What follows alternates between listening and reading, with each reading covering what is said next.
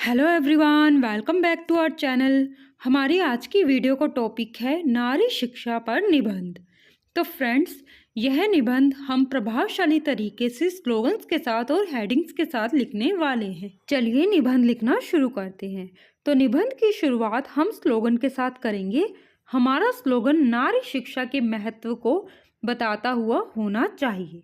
तो हमने यहाँ पर लिखा है, आज समय की यही पुकार, शिक्षा नारी का अधिकार। यानी कि आज के समय की यही पुकार है, यही डिमांड है कि जो शिक्षा है वो नारी का अधिकार है। देन लिखेंगे हम प्रस्तावना। प्रस्तावना में हम टॉपिक का परिचय देंगे 4-5 लाइनों में। तो हमारा टॉपिक है नारी शिक्षा। तो सबसे पहले हम बताएंगे कि आखिर शिक्षा होती क्या है। शिक्षा किसी भी व्यक्ति के जीवन का मूलभूत अधिकार है। मूलभूत अधिकार यानी कि बेसिक राइट है। चाहे वह एक लड़की हो या एक लड़का, शिक्षा दोनों के लिए बराबर महत्व रखती है, इक्वल दोनों के लिए इम्पोर्टेंस रखती है।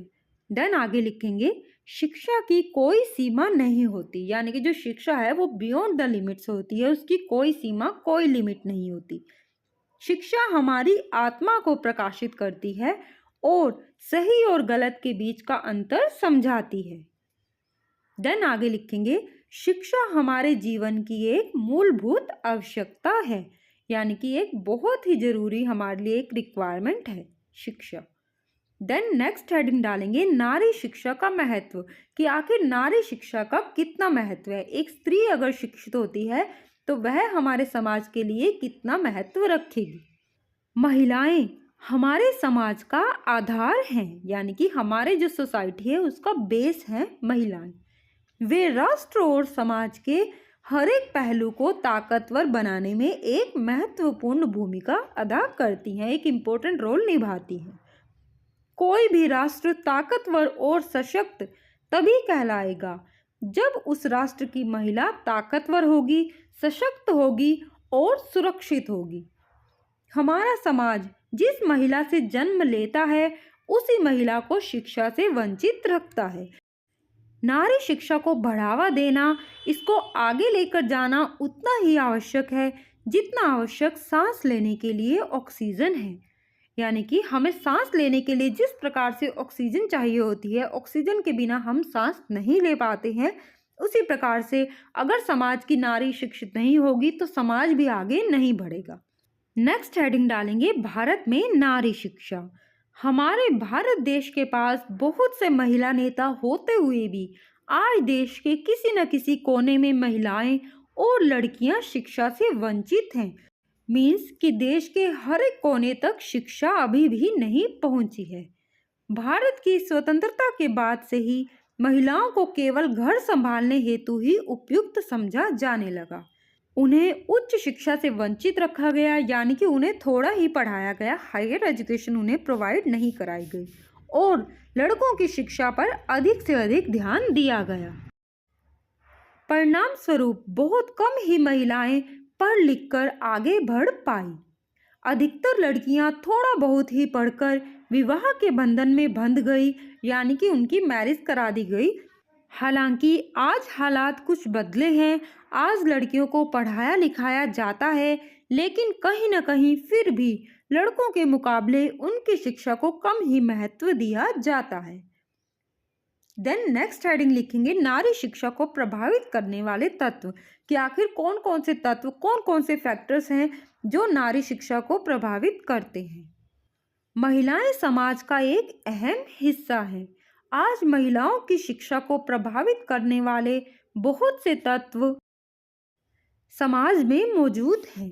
हमारे समाज में बहुत से ऐसे फैक्टर्स हैं जो कहीं ना कहीं लड़कियों को कम शिक्षित करने पर जोर देते हैं।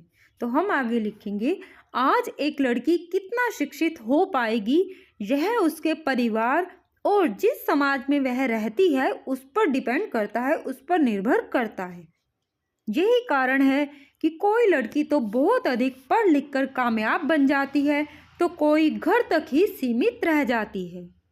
सामाजिक भेदभाव, लैंगिक भेदभाव और आर्थिक रूप से कमजोर होने के कारण भी बहुत से परिवार चाह कर भी अपनी लड़कियों को पढ़ा लिखा कर काबिल नहीं बना पाते हैं।